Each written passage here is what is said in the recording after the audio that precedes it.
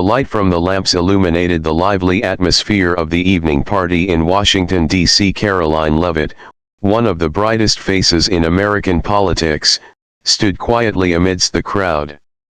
She was not the type to enjoy the spotlight, but tonight, all eyes were on her not because of her notable political achievements, but because she was the only one not engaging in loud conversations, instead standing next to an old piano. Karoline smiled gently, her gaze tinged with sadness as if she were lost in a world where she didn't belong. She had heard too many compliments, shallow judgments from outsiders about what she did. She had become the powerful woman in the White House, but who knew that behind those bright lights, she was just a regular person, with her own passions and fears. Standing there, she suddenly noticed a familiar figure approaching. A tall man, exuding confidence, with an air of self-satisfaction that she couldn't ignore. He was a famous artist, someone who always considered himself an expert in art, and perhaps, someone who never hesitated to judge those not of his caliber. He looked at Karoline with a contemptuous gaze and mocked her. "Karoline Leavitt, right? You're a White House person, not someone from the art world. But I must admit, I've never heard you play the piano." "Yes, you're just good at talking, aren't you?" he said with a sarcastic tone.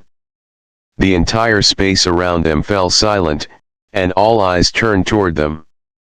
Karoline, at this moment, stood still, not reacting. His words pierced her heart like a knife, but she didn't rush to respond. She merely looked at him gently, her eyes shining with determination. She knew that tonight, she wouldn't allow anyone, even this artist, to judge her so superficially. The artist walked over to the old piano, confidently and arrogantly. "Well, if you really have talent, I challenge you to play a piece. I want to see what you can do beyond those meaningless political meetings." A laugh echoed from some people around, as if they had already decided that Karoline wouldn't be able to respond appropriately. But her gaze remained unchanged, still full of calm and confidence. Karoline approached the piano, sat down gently, and without a word, placed her hands on the keys. She didn't need to prove anything, she just needed to show him a part of herself that he would never understand. As her hands touched the keys, a wave of silence enveloped the room. The people around her didn't say a word, didn't dare to speak, and the artist stood there, his eyes full of challenge. Karoline took her time. She took a deep breath, feeling each key beneath her fingers, then gently began to play. The first notes that emerged were soft and gentle, like a wave soothing the soul. The music wasn't just a series of disconnected notes, but a story, a journey full of emotions that Karoline had experienced throughout her life. Each note carried with it memories, the struggles she had to face to stand strong in a world full of discrimination and judgment. Each passage of music was a declaration of defiance against the shallow judgments of those who didn't understand. Karoline didn't need to prove anything. She only needed to show everyone that within every person lies an inner strength, and music was the medium to express that. The artist stood there, his gaze no longer filled with self-satisfaction, but with hesitation and curiosity, gradually replacing the contempt. He couldn't stop listening, and with each note, he began to feel something he had never understood about art. It wasn't just about the perfection of technique, but about emotion, about the inner strength that every true artist possesses. Karoline continued to play, the music flowing as though she were telling the story of her life. All the pain, all the challenges, all the discrimination she had faced were transmitted through every note. The people in the room began to feel the stark difference. They were not just hearing music, they were feeling the resilience, the passion, and the love Karoline had for music. And then, as if the space had stopped, Everyone's heartbeat seemed to synchronize with each note she played. The artist couldn't take his eyes off her. His feelings were no longer those of mockery, but of admiration. He realized he had been wrong, that what he had thought about her, about people like Karoline, was just prejudice and ignorance. Karoline stopped, the light in the room seeming to dim a little. No one in the room spoke, but in each of their hearts, a change had occurred. The artist stood still, unsure of what to do. The mocking words he had once directed at her now seemed like meaningless sounds. He was not only subdued by her musical talent but also by the strength in how she lived, how she faced all the challenges in her life. Karoline's story was not just about music. It was about standing firm, about fighting against discrimination, against unfair judgments. And she didn't need to prove anything else. She had done it through the music, through her very presence. Karoline stood up from the piano, her gaze still fixed on the artist, the one who had challenged her from the beginning. She could feel the silence enveloping the space around her. Her music not only left a lingering calm but also created a unique space in each person's heart. Among the people around her, they seemed to be waiting for something, a compliment, an apology, or some kind of acknowledgement from the artist. But Karoline wasn't looking for that acknowledgement. She had grown too accustomed to judgments from society. Those who didn't understand her, who didn't understand the life she had lived, always made shallow assessments of what she did, what she had. Those things couldn't weaken her. She had fought enough already, and today, she just wanted to prove that her strength didn't come from the recognition of others, but from herself. The artist stood there, silent. His gaze was no longer sharp like before, no longer mocking, but now filled with confusion and discomfort. He couldn't take his eyes off Karoline. Every time he looked at her, the initial challenging words of his became meaningless. What he thought he understood about art and the world was crumbling before him. The artist, once self-satisfied and treating art as his own private world, couldn't understand why he felt such strange discomfort facing Karoline. He had once mocked her, belittled her talent simply because she was a politician. But now, standing before her, he could feel the undeniable strength in each melody she had just played. This wasn't the performance of someone who only talked but lacked substance, it was dedication, a yearning to express oneself through an art form that he had never truly understood. He felt defeated, not because of her technical superiority, but because of the truth in her music, something he had never recognized in his own career. He began to ask himself, why did I underestimate her? I thought I understood everything about art, but why couldn't I see this in her? These questions swirled in his head like a large wave sweeping everything away. The artist had once stood on a high pedestal, thinking he was the only one with the right to judge others. He only acknowledged those who appeared worthy, those whose talents were easily seen. But Karoline had shown him that talent is not always easily recognized.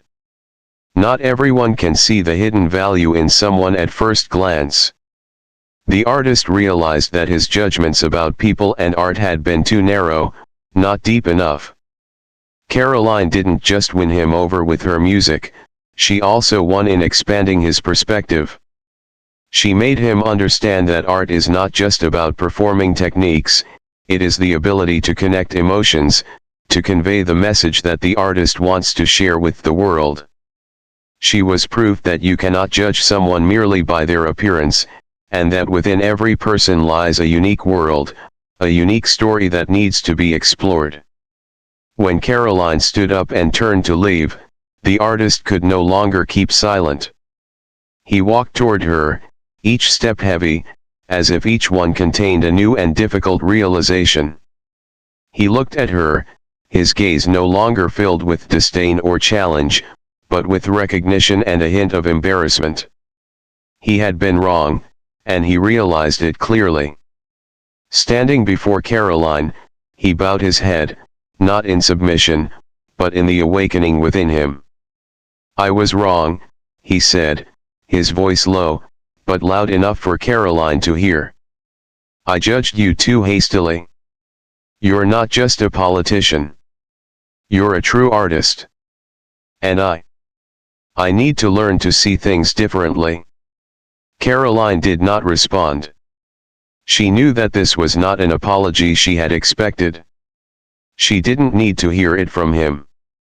His words, even though they were an acknowledgement from the artist, couldn't change anything for her. She had won quietly, through every note, through every moment she touched the keys. What she did today wasn't to prove anything to anyone, but to affirm herself. Not just the artist, but the people around her also began to recognize the difference.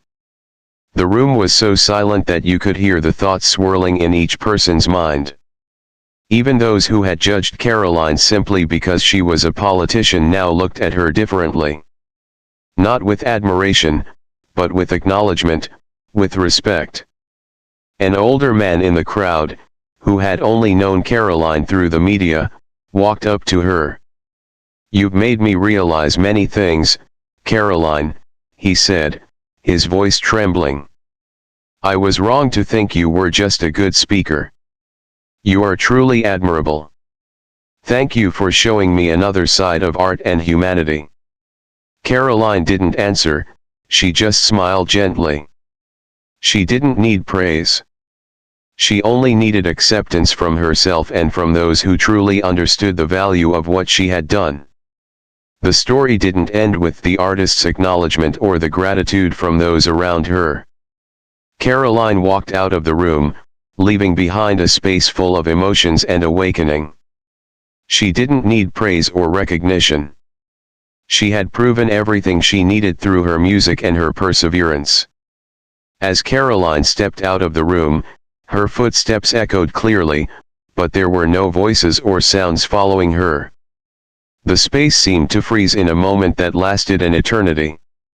The free artist remained standing there, his gaze vacant, unable to tear his eyes away from Karoline, the one who had made him reflect on himself. The entire room remained silent. The people around her still couldn't shake off the lingering effect of the music, unable to shake the feeling of change they had just witnessed. Their eyes turned to each other, but no one spoke.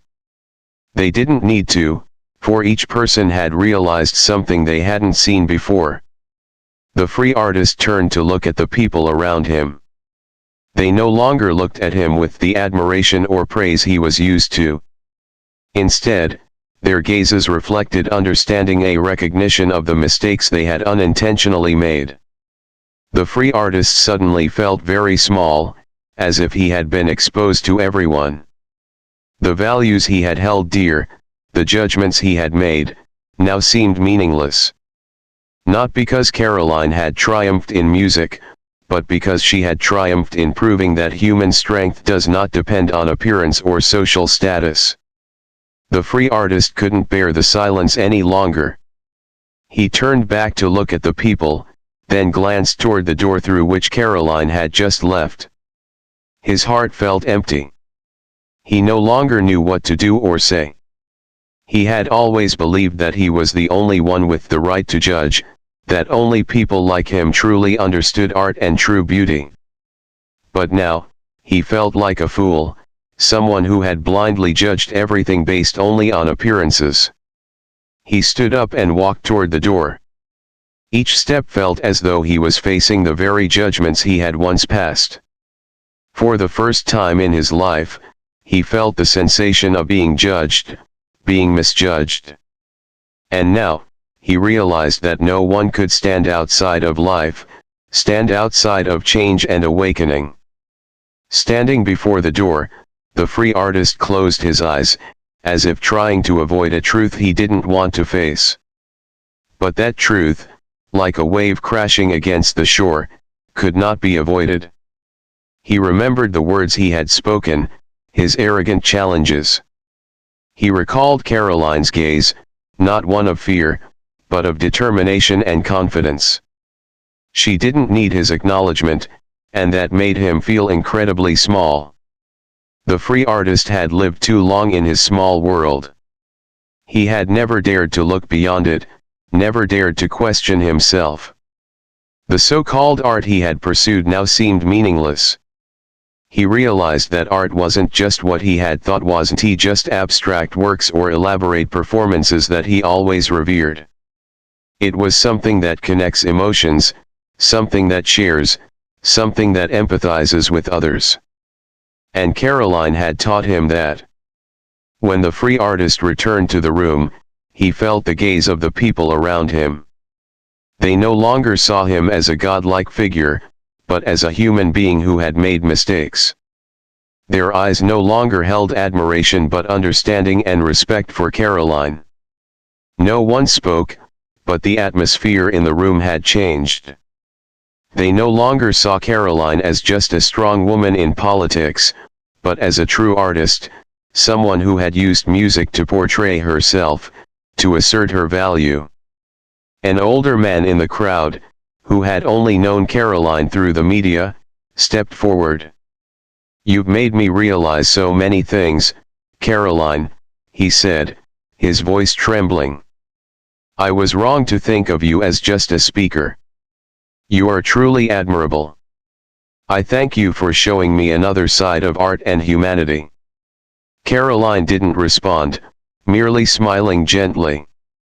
She didn't need praise. She only needed acceptance from herself, and from those who truly understood the value of what she had done. The story didn't end with the artist's acknowledgement or the thanks from those around her. Karoline walked out of the room, leaving behind a space full of emotion and awakening. She didn't need praise or recognition. She had proven everything she needed through her music and perseverance.